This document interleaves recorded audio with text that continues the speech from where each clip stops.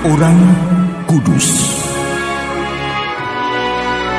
Sobat Katolikana, saatnya kita simak kisah orang kudus yang dipersembahkan oleh Radio Katolikana. Penulis naskah Arif Setiawan.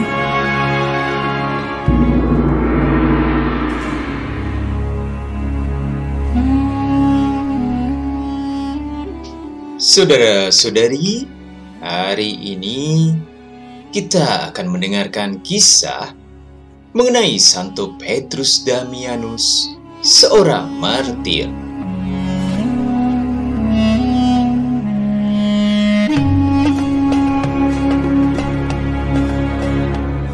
Petrus Damianus dilahirkan pada tahun 1007. Namun kedua orang tuanya meninggal dunia ketika Petrus masih kecil. Ia diasuh oleh kakaknya dan dikirim belajar di Parma. Petrus meraih keberhasilan prestasi belajar yang luar biasa. Secara umum hidupnya membawa berkat bagi teman dan rekan sekolahnya.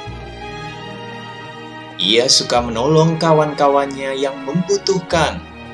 Kepeduliannya begitu besar, diamalkannya melalui bantuan keuangan, sekalipun ia sendiri hidup berkekurangan. Puncak prestasi hidupnya diraih ketika Petrus Damianus ditabiskan menjadi imam. Roh pembaharuan mendorong dan mendesaknya untuk mengabdi Tuhan tanpa tanggung-tanggung. Ia mengambil keputusan untuk mati demi dunia ini dan menjadi rahib di pertapaan di Fonte Avellana.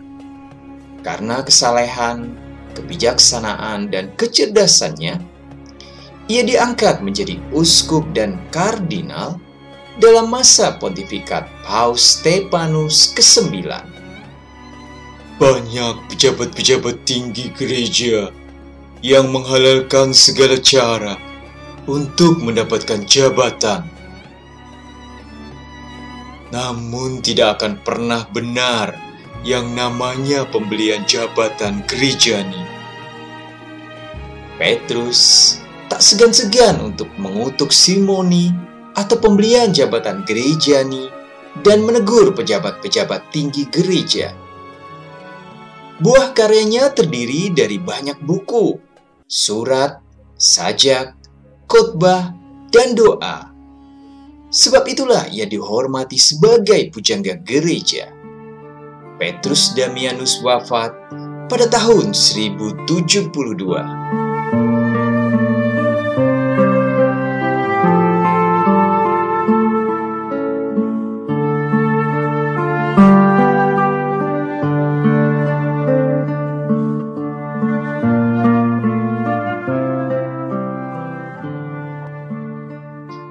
Saudara-saudari, kebijaksanaan Tuhan dalam karya penyelamatan umat manusia nampak dalam pengalaman hidup manusia dan para bangsa. Dalam Perang Dunia Pertama, para misionaris SPD dipulangkan dari misi di Togo, Afrika, untuk kembali ke tanah airnya di Jerman.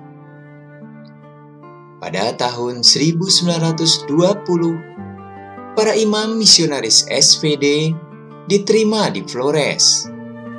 Serikat SPD di Nusa Tenggara Timur berkembang berkat bimbingan Roh Kudus, roh kebijaksanaan, dan pembaharuan. Sebagaimana dikatakan kitab suci,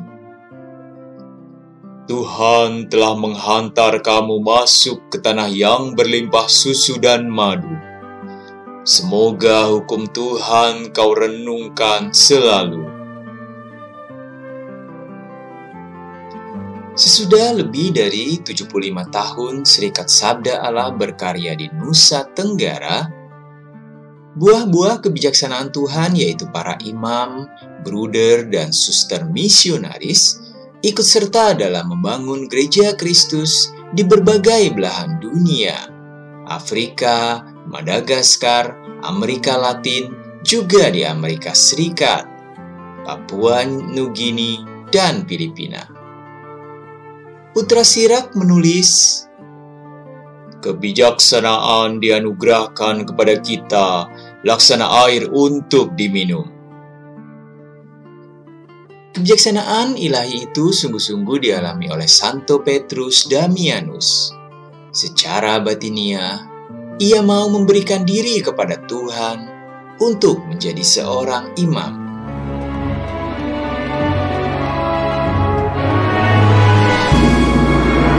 Demikian kisah orang kudus hari ini. Kisah orang kudus dapat Anda simak di Radio Katolikana setiap hari pukul 12 waktu Indonesia Barat dan pukul 19 waktu Indonesia Barat. Sampai jumpa di kisah orang kudus selanjutnya.